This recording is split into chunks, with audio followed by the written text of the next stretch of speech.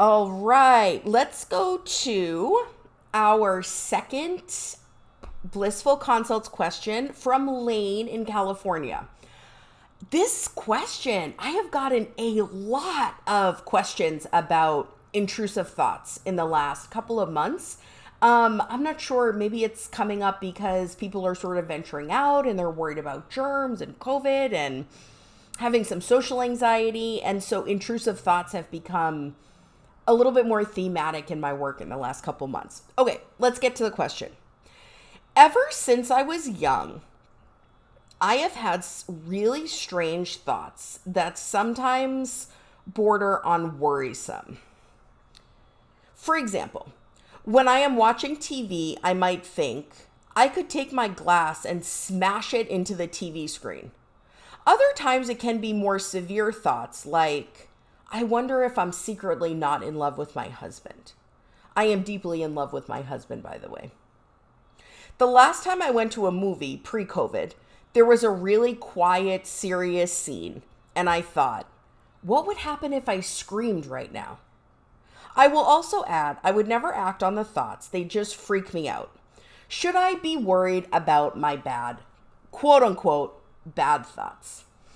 All right, my friends, let's talk a little bit about intrusive thoughts. So, intrusive thoughts are basic. All of our thoughts, in some sense, are intrusive.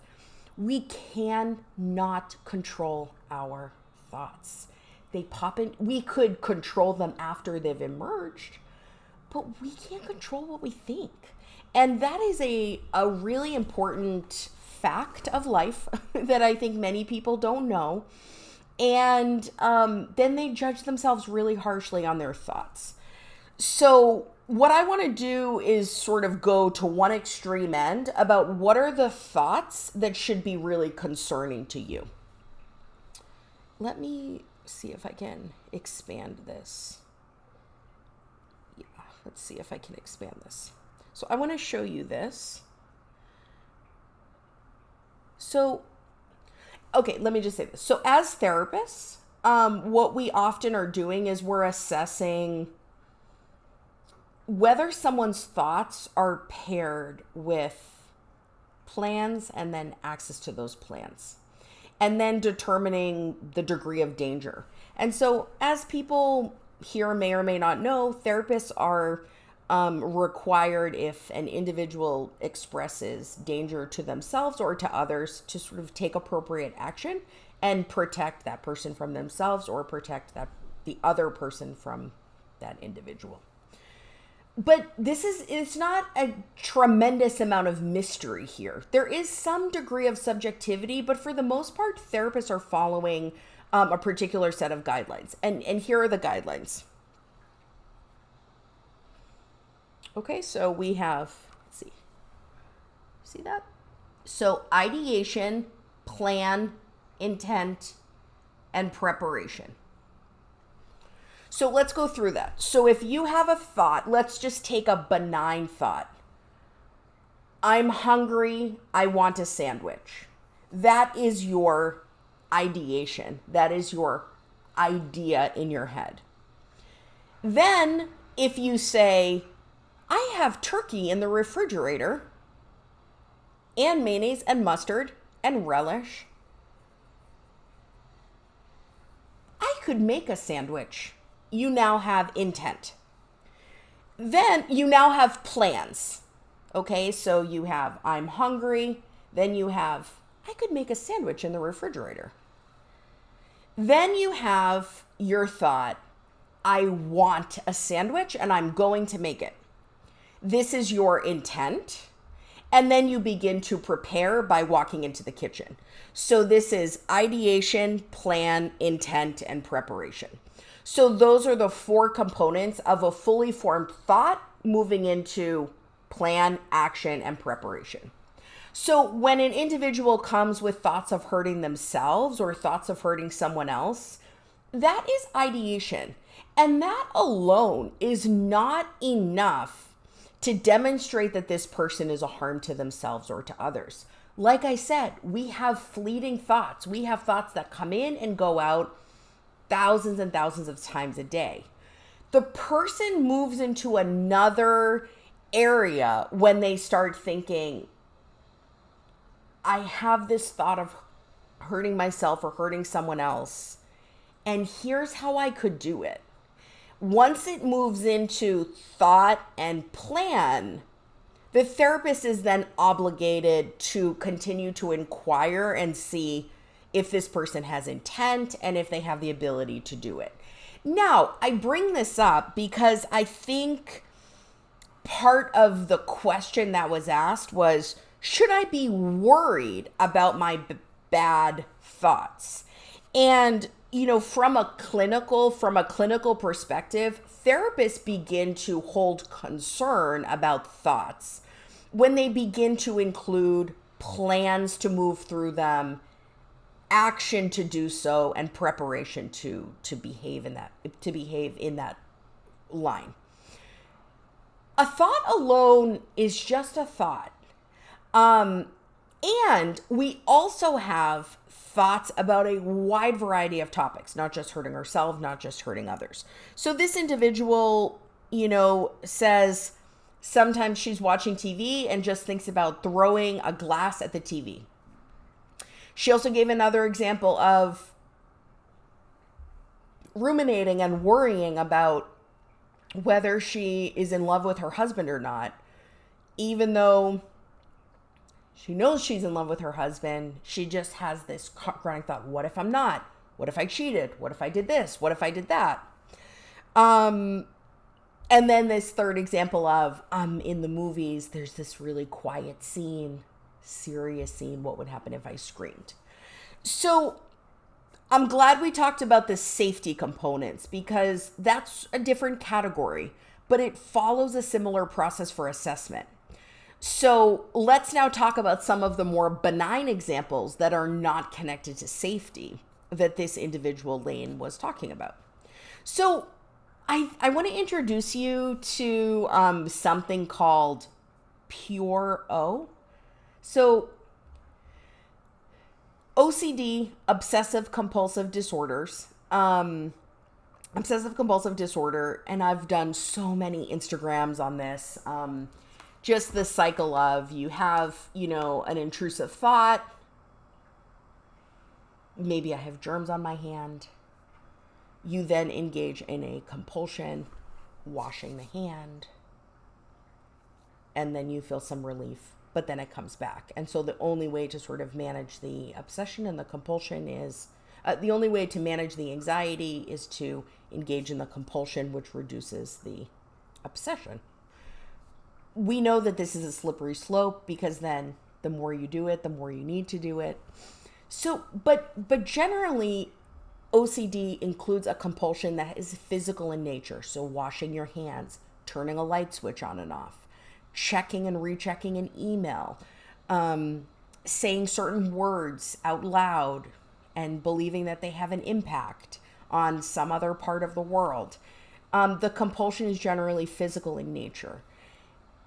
Pure O is not a clinical diagnosis. It was created in the 90s by a group of individuals with OCD, but their obsessions and compulsions, their compulsions were not something physical.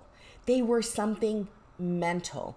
And so the compulsion was actually obsession over their thoughts. So instead of having a thought,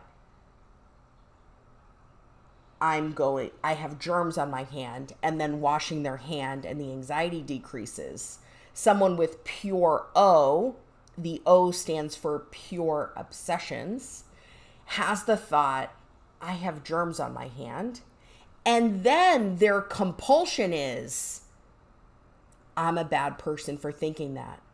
There's something really wrong with me. And they basically ruminate over the thought.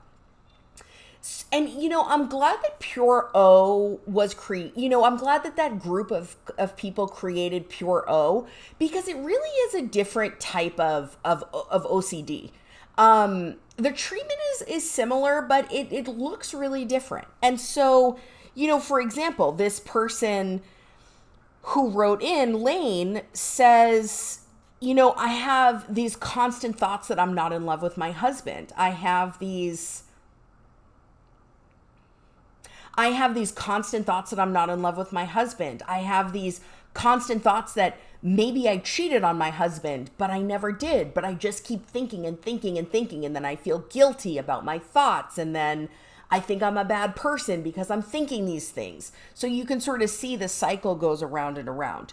So let me just talk a little bit about some common features of pure O.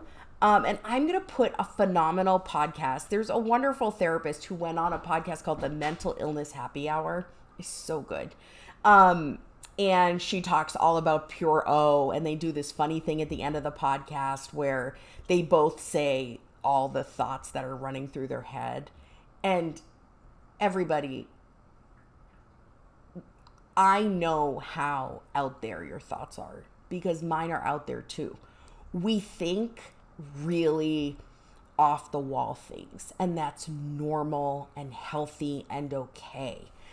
Where it starts tripping you up is when you start focusing on your thoughts, you start obsessing over your thoughts, and you start judging your thoughts. So let's go through some examples of pure O. So common pure OCD obsessions.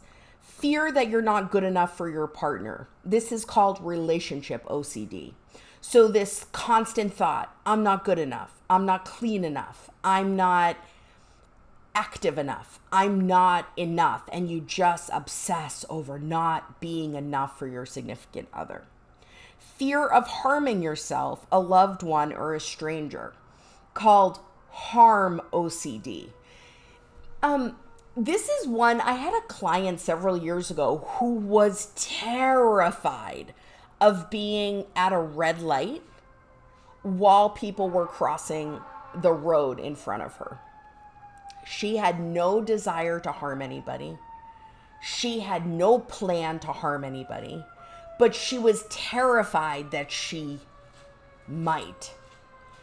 And this was really her being terrified of even thinking of that. Something called pure O.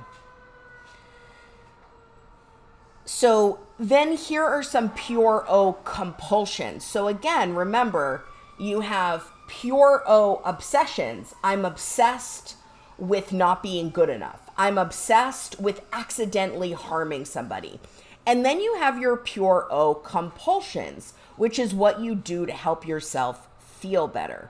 So you have some common ones are you have tremendous amount of guilt, thinking that you're a bad person. You might avoid objects, places, or people that are related to the intrusive thought.